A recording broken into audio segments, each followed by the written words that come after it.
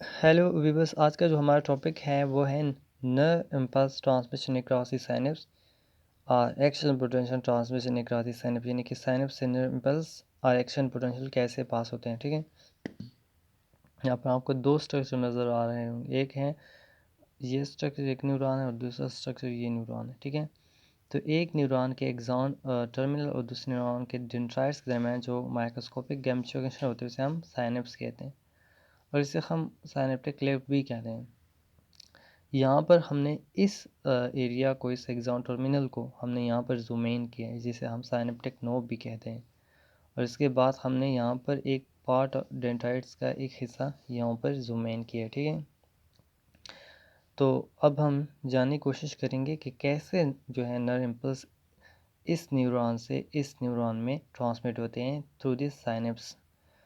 जैसा कि हम जानते हैं कि हमारे बॉडी में मसलन स्किन एरिया में क्या हुआ, स्किन एरिया में वहाँ पर हमारा स्किन जो है वो आग से, इसका कुछ हिस्सा जो है वो जल गया। आग से क्या हुआ, आग से जल गया कुछ हिस्सा। ठीक है, तो यहाँ पर सेल्स डैमेज हो जाते हैं। सेल्स क्या हो जाते हैं, डैमेज होते हैं स्किन में, और इस डैमेज को हम स्टिमुलस कहते हैं। इसे हम क्या कहते हैं, स्टिमुलस। ये स्टिमुलस क्या करता है, ये हमारे डेंड्राइट्स को स्टिमुलेट करता है, हमारे न्यूरॉन्स के डेंड्राइट्स को स्टिमुलेट करता है। तो उससे क्या होता है, एक्शन पोटेंशियल न्यूरॉन में शुरू हो जाते हैं, और ये एक्शन पोटेंशियल सेल बॉडी से शुरू होकर फिर एक्सॉन में चलते हैं, और फिर इस तरह से एक्सॉन टर्मिनल तक पहुंच जाते हैं। ठीक है, जब यहाँ तक ये पहुंच जाते हैं तो आगे क्या होता है, ये इस रीजन को हम क्या कहते हैं, हम साइनेप्टिक नोब कहते हैं, और इसे हमने यहाँ पर जूम इन किया है।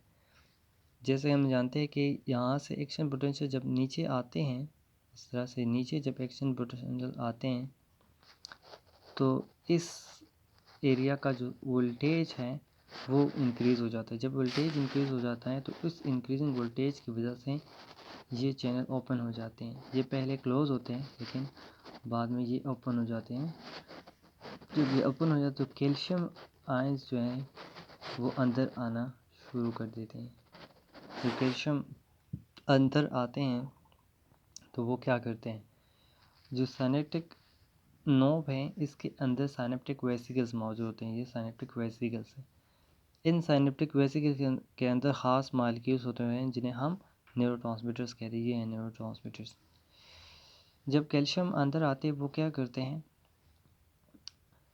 वो इसे हम यहाँ पर बयान करते हैं। मिसाल के तौर पर ये हमारे पास एक साइनेप्टिक मेम्ब्रेन हो गए। ठीक है, और इसके अंदर जो है ये वेसिकल है। ये क्या है, वेसिकल है एक, इसके अंदर न्यूरोट्रांसमीटर्स मौजूद हैं। जब कैल्शियम्स अंदर आते हैं, कैल्शियम जब अंदर आते हैं तो वो क्या करते हैं, इस वेसिकल के साथ ख़ास किस्म के प्रोटीन्स होते हैं, और यहाँ पर सेल मेम्ब्रेन के साथ भी ख़ास किस्म के प्रोटीन्स मौजूद होते हैं। ये कैल्शियम यहाँ से आते हुए इनके साथ भी बाइंड हो जाते हैं, इन प्रोटीन के साथ भी और इन प्रोटीन के साथ भी बाइंड होना शुरू हो जाते हैं। तो आगे क्या होता है, आगे ये होता है कि ये प्रोटीन इस तरह के शेप के हो जाते हैं कि जो वेसिकल के प्रोटीन हैं वो भी आपस में बाइंड हो जाते हैं, और जो सेल मेम्ब्रेन के प्रोटीन है वो भी एक दूसरे से बाइंड हो जाते हैं। और फिर अगले स्टेप में ये क्या करते हैं, अगले स्टेप में ये इस तरह से बाहर की शक्ल इख्तियार कर लेते हैं। ठीक है, और इस प्रोसेस को हम क्या कहते हैं, इसे हम एक्सोसाइटोसिस कहते हैं, एक्सोसाइटोसिस। ठीक है, जिसमें बेसिकली जो है बाहर न्यूरोट्रांसमीटर को रिलीज़ कर दिया गया। तो हमने बयान किया कि ये कैल्शियम जाते हैं तो ये इन प्रोटीन और सेल मेम्ब्रेन के साथ प्रोटीन के साथ बाइंड होना शुरू हो जाते हैं, और जिसके बाद ये वेसिकल जो हैं वो इस तरह की शक्ल इख्तियार कर लेती है बाहर की जानिब, और न्यूरोट्रांसमीटर जो हैं वो बाहर रिलीज़ कर देती हैं। जब न्यूरोट्रांसमीटर बाहर रिलीज़ हो जाते हैं तो अगली न्यूरॉन के डेंड्राइट्स पर इनके लिए रिसेप्टर्स मौजूद होते हैं, न्यूरोट्रांसमीटर्स के लिए रिसेप्टर जो सुर्ख कलर के नज़र आ रहे हैं, ये न्यूरोट्रांसमीटर यहाँ पर आ जाते हैं और इस रिसेप्टर से बाइंड हो जाते हैं। जब इस रिसेप्टर से बाइंड हो जाते हैं तो क्या होता है, ये चैनल्स ओपन हो जाते हैं सोडियम के, और सोडियम जो है वो अंदर रशिंग शुरू कर देते हैं। सोडियम आयंस क्या कर देते हैं, वो अंदर रशिंग शुरू कर देते हैं। जब वो अंदर आते हैं तो ये रीजन पॉजिटिव होना शुरू हो जाता है। क्या हो जाता है, ये पॉजिटिव होना शुरू हो जाता है। इसे जैसे ये पॉजिटिव होता जाता है तो ये एक्शन पोटेंशियल इस तरह से सफ़र करते हुए इस न्यूरॉन में